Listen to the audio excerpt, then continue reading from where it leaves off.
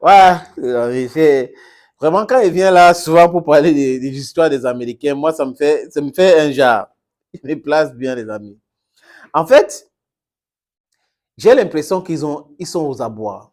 Surtout les démocrates, hein, parce que quand vous écoutez le discours de Donald Trump qui dit s'il revient, il devient président, il a dit ça sur CNN. Qu'est-ce qu'il va faire? Dans les 24 heures qui suivent, il va discuter avec Vladimir Poutine et après avec Zelensky, bon, bref, Poutine, et il va mettre un thème à la guerre en Ukraine. Et il dit que s'il était là, il ne devait jamais avoir cette guerre, parce que c'était vrai en plus. Il mettait la pression sur le temps et il poussait les pays à financer, à dépenser, à acheter les armes américaines et autres. Et l'Ukraine, pour lui, ce n'était pas intéressant. Et il avait clairement dit que l'Ukraine ne devrait jamais être un sujet à débattre. Maintenant, pour les intérêts égoïstes de la gauche, ils ont voulu faire ce qu'ils ont fait et aujourd'hui, ça a créé la situation que ça a créée. Et bam, la guerre en Ukraine, la destruction de l'Ukraine. Et les Américains, comme ils prétendent être les gendarmes du monde, juste parce qu'on utilise le dollar comme monnaie d'échange commerciaux, c'est l'agent de business mondial, il se permet de geler les avoirs des pays, des avoirs de la Banque centrale russe et d'autres pays qui s'opposent à l'hégémonie américaine. Ils font cela tous les jours. Ils sanctionnent les sociétés, ils sanctionnent. Personne n'a le courage de le faire, de les sanctionner. Regardez les Américains, les amis, je vais partager cet article avec vous. Les Américains ont bombardé l'Irak sur des fausses bases. Colin Powell, paix à son âme, a dit qu'il avait été trompé. Et on a vu George Bush qui voulait parler de l'Ukraine, il a dit Irak. Donc, c'est un lapsus qui a tout son sens. L'Afghanistan, c'était sur les bases de quoi? La Libye qu'on a détruite jusqu'à aujourd'hui, les Américains ont détruit avec les Français, c'était sur la base de quoi?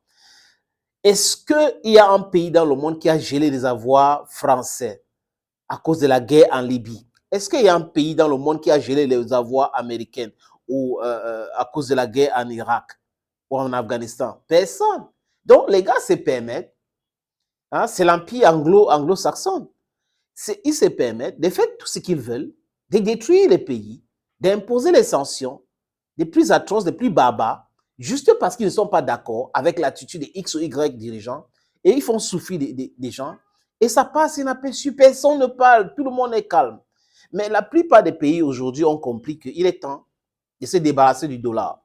Le président Kenyan, dernièrement, fait un discours en demandant aux gens de se libérer du dollar, parce qu'ils vont passer à autre chose très bientôt. D'autres pays, la Russie, on peut citer les pays, la Chine, l'Inde, qui refuse de faire des affaires avec le dollar. L'Inde fait ses affaires avec la Russie aujourd'hui, avec la monnaie russe et la monnaie indienne. Et exactement la même chose avec la Chine et la Russie font les échanges avec leur propre monnaie. Le Brésil qui a signé les accords avec la Chine pour faire des échanges avec leur monnaie, le peso et le yuan chinois. Donc, c'est un peu comme ça. Et les BRICS qui sont en train de penser une monnaie. Donc, l'Arabie Saoudite va intégrer les BRICS, l'Iran, tous les autres pays là, le Nigeria, l'Afrique du Sud est déjà là, la Tanzanie, le Mexique, l'Argentine. Voilà les pays qui veulent intégrer le BRICS. Et là, si ces pays intègrent le BRICS, ça sera combien? Près de 60% de la population du monde. Jusqu'à présent, les BRICS sont plus puissants que le G7. Le G7, 31%, 31,5% du PIB mondial est détenu par les pays du BRICS, pendant que les pays du G7, c'est 30%. Donc, voyez dans quoi nous sommes en train d'aller. Et les Américains ne voient pas cela. La guerre en Ukraine arrive. Et cette guerre arrive. Qu'est-ce que les Européens font?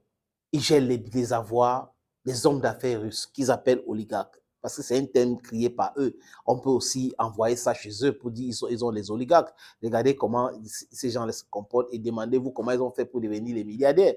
L'État aide toujours dans des pays. Donc, il y a des hommes d'affaires russes qui sont traités, qui sont malmenés aujourd'hui, les biens saisis, l'argent gelé dans les comptes bancaires et les avoirs de la Banque centrale russe gelés aux États-Unis.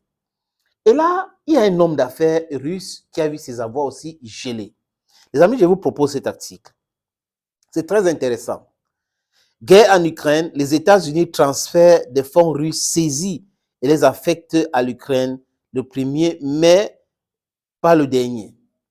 Et l'article dit ceci.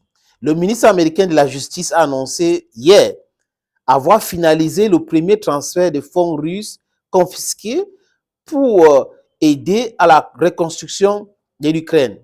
La guerre n'a pas encore commencé même, hein. Ils sont en train de parler de la reconstruction.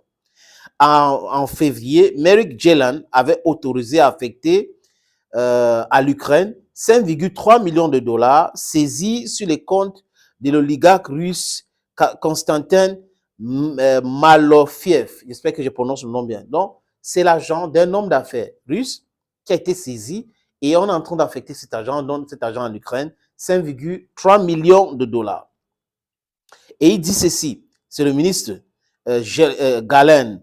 Le ministre Garland dit, j'avais autorisé le transfert de ce fonds pour remédier aux maux de la guerre injuste menée par la Russie en Ukraine. Rappelle-t-il dans un communiqué, la somme a désormais été transférée au département d'État et sera dédiée à cette cause.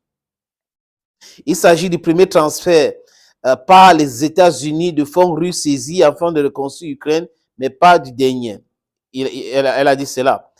Les États-Unis avaient annoncé en mars 2022, peu après le début de l'invasion, la création d'une cellule dédiée à la poursuite des oligarques russes corrompus. Les Américains déterminent qui est corrompu et qui ne l'est pas. Écoutez très bien comment les gens ils fonctionnent. Hein. Et tous ceux qui volontairement qui violeraient les sanctions adoptées par Washington. Donc, si Washington a décidé que tu ne fais pas les affaires avec X, si tu fais les affaires, les États-Unis vont venir vous frapper. Depuis, les Américains ont sanctionné et bloqué des navires et des avions pour une valeur de plus d'1 milliard de dollars, ainsi que gelé des centaines de millions d'avoirs d'élites russes sur des comptes américains. En fait, les amis, les démocrates au pouvoir à Washington ne voient pas qu'ils sont en train de passer un message. Si on peut toucher the almighty Russia, combien de fois X ou Y pays, donc les hommes d'affaires intelligents, les pays intelligents vont plus faire les affaires avec les Américains ou vont retirer l'argent dans les banques américaines et ça va créer quoi? La crise. Il y a le défaut de paiement maintenant aux États-Unis. Parce qu'ils pouvaient imprimer de l'argent, tout simplement. Hein? Ils impriment l'argent. Dans les dettes, ils rachètent les dettes. C'était trop facile pour eux. Et aujourd'hui, comme les pays sont en train de... Les pays ont peur d'utiliser le dollar, ils ne vont plus investir en dollars, ils ne vont plus faire des échanges en dollars. Des pays aujourd'hui pensent qu'il faut utiliser l'or ou les ressources naturelles. Ils sont moins fiables.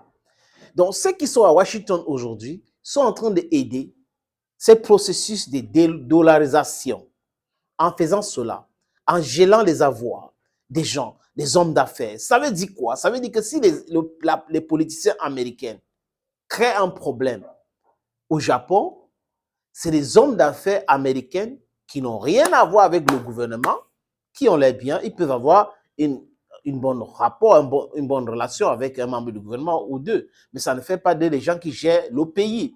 On va saisir les biens.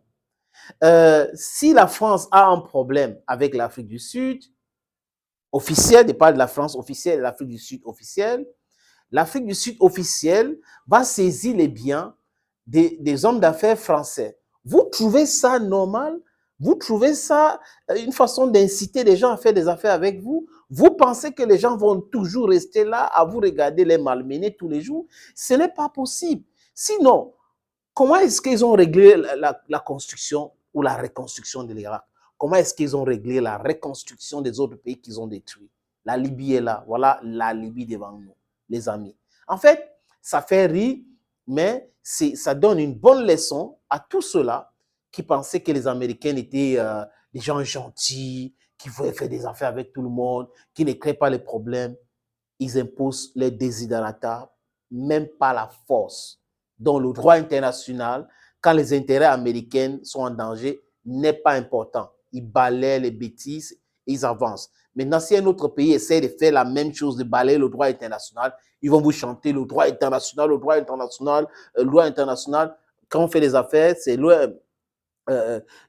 les affaires sont gérées, régies par les lois. Maintenant, si on n'arrive pas à respecter ces différentes règles-là, juste parce qu'on est le tout-puissant États-Unis d'Amérique ou le Royaume-Uni, ça fait pas des autres, ça fait Je dis, ça fait peur aux autres pays. Ça fait en sorte que même les hommes d'affaires commencent à réfléchir, les pays commencent à réfléchir, que à faire des business, à faire des gens aussi, ça peut être très dangereux. Hein? Les amis, it was a pleasure having you watch this little video on this platform. I hope you have a nice time watching the video. Just calling on you to subscribe if you have time. Share the video also if you have time. God bless you, and bye-bye.